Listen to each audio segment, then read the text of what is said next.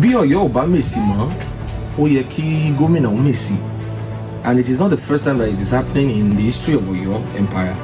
It happened in 1970, and the same is happening right now in 2025, more than 50 years later.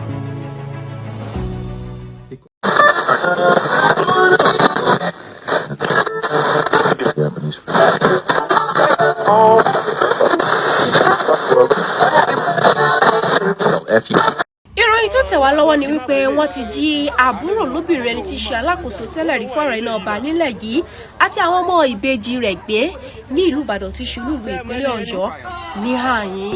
Ẹ bá wa bẹ ìjọba wa o, ọmọ kan tí mo bí nìyẹn o, ẹ jọ̀ọ́. Another heartbreaking report of missing children from schools across the nation. 49 students and 3 teachers kidnapped.